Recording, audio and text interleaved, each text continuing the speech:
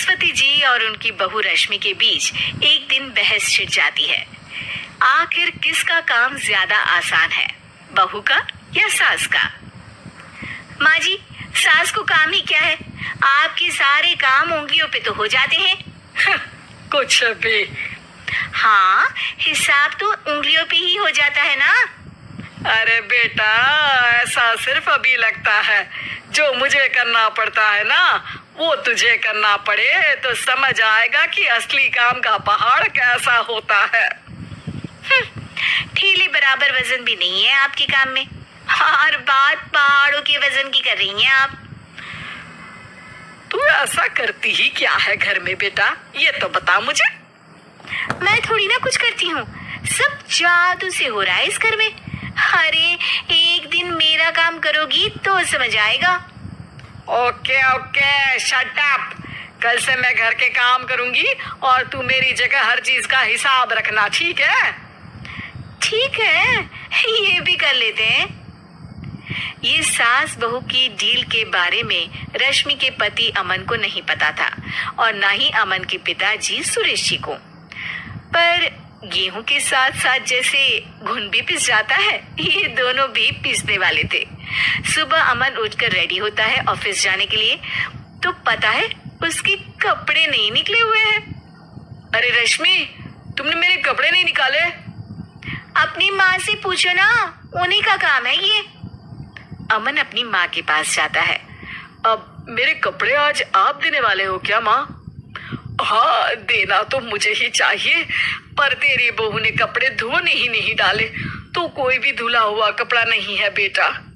हैं? ऐसा क्यों? कपड़े तो धोने आप ही देते हो ना माँ? अरे बहू ने तुझे बताया नहीं, अब हम अदल बदल गए हैं। मैं अब बहू और तेरी बीवी सास। अमन परेशान हो गया।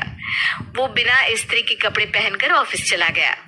सरस्वती जी अपने घुटने के दर्द के कारण झुककर घर साफ नहीं कर पा रही थी और ना ही खाना बनाना याद रख पाई। उधर रश्मि पहले ही दिन घर की चाबी घुमा चुकी थी और 300 रुपए का हिसाब अलग नहीं मिल रहा था। पर दोनों का ही घमंड कैलाश पर्वत से भी बड़ा था और दोनों ही खेमे एक दूसरे की बात मानने को बिल्कुल तैयार नहीं थे। शाम को जब सुरेश जी और अमन खाना खाने बैठते हैं तो सरस्वती जी उनके सामने गाजर और पपीते लाकर रख देती हैं। अरे माँ, ये क्या है? ख्याली पुलाव के साथ सलाद। माँ जी खाना बनाना भूल गई लगता है। अरे एक एक चमन्नी का हिसाब है मेरे पास, खाना बनाना कैसे भूल जाऊंगी? ये तो मैंने पढ़ा था कि फल फ्रूट खाने से सेहत अच्छी रहती है, इसीलिए ये ले, एक फल खा ले। रात को सुरेश जी और अमन अपनी मीटिंग बिठाते हैं अकेले में।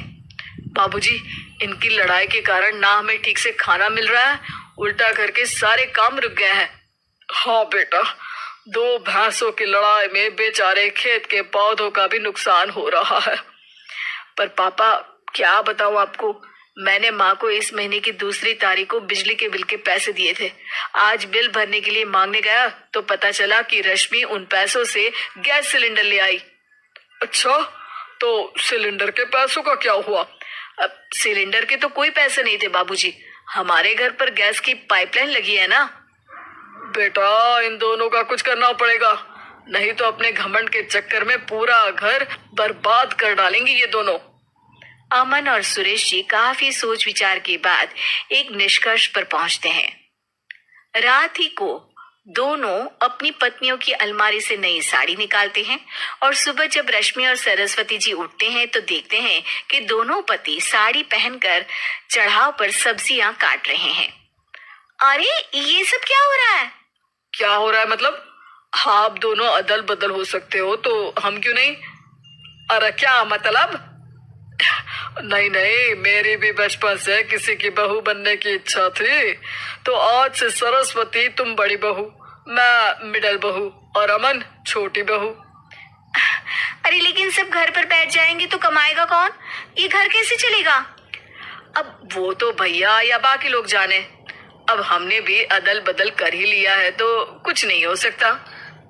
रश्मि और सरस्वती जी को समझ में आ जाता है कि उन दोनों की आपस की डील की वजह से इन दोनों को बहुत तकलीफ हो रही है और उनके ईगो ने दूसरों को कितनी यातनाएं दी है। अब असल में माँ जी आप सही थी, सास बनना बहुत मुश्किल है। अरे हाँ बेटा, और तू भी, मुझसे तो नहीं हो पाया सब घर के काम, वापस बदल ले क्या? हाँ हाँ बिल्कुल माँ जी, और अब आप दोनों भी बदल लीजिए, कोई आ गया तो आप दोनों को देखकर क्या सोचेगा। अच्छा है, आप दोनों के समझ में ये बात तो आई। मैं फटाक से कपड़े बदल लेता हूँ। अरे रुक जा बेटा, एक फोटो ले लेती हूँ तेरी। मेरी बेटी होती तो तेरे जैसी ही दिखती साड़ी में। और मेरा फोटो नहीं लोगी?